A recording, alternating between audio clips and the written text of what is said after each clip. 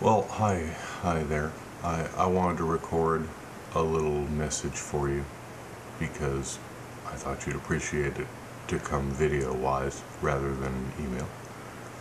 First, I wanted to point out, I'm, here, let me put my, I guess it doesn't really show up that good. Yeah, there's some good gray hair, yeah. I'm 48. And, 20 years really does make a difference. And I can see it. You girls now are a much healthier breed of female than the ones that we had back in the 70s who were going through that transition from being slaves to being our equals. And I really, really appreciate hearing a vlog from somebody like you who is so fresh and young and is so different than we really did have a different kind of girl back then. There was like the pristine ones that you didn't touch, and the dirty ones that everybody touched, and everybody knew, and it really was the only kind of choices they had, and the only kind of choices we had. And even after that, there was a lot of that, I think it was called Freudian Madonna whore complex going on in both males and females for probably 10 years. Now, personally, I read all about this because topic number 2, the children who are watching your video, I was one of those precocious little children. When I was 11 years old in 1970, 69?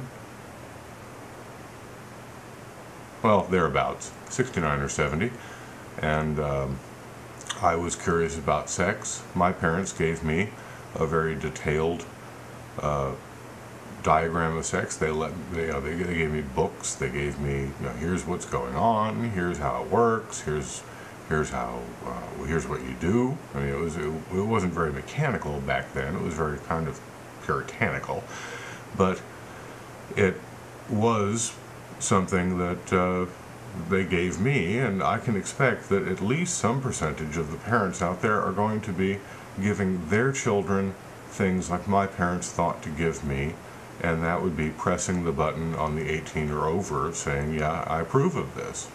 I would approve this. If my kid was 7 years old and had not figured out how to give themselves an orgasm, I would think of them as developmentally disabled. I mean, truthfully. If you haven't figured that out by 7, then it's because you're being told not to play with your wee-wee or whatever. Not having been a young girl, I don't know what they were told not to play with. So anyway, I did want to mention that there could be parents who were encouraging their children to look into sites like yours, because I do look at you as a terribly mentally healthy person who is going through some bad times that partially are societally enabled. And that was the third topic I wanted to get onto, was your rape. And I have to point out that if you look at almost any male population, we just neutered a male cat that lived near our house and gave our cat a lot of trouble.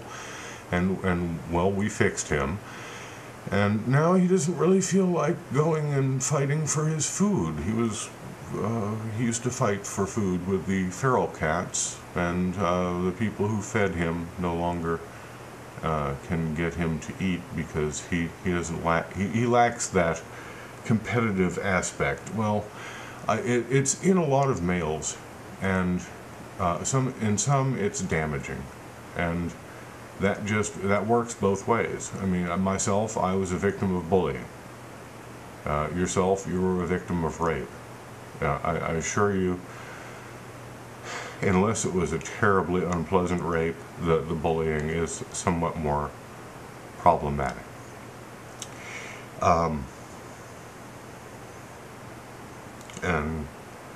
Anyway, I thought that maybe I should say that because I really, really did enjoy this. I came across you today, and I really did enjoy viewing what you had up there, and I hope you continue, and that you don't let anybody's disparaging of what you're doing get you down.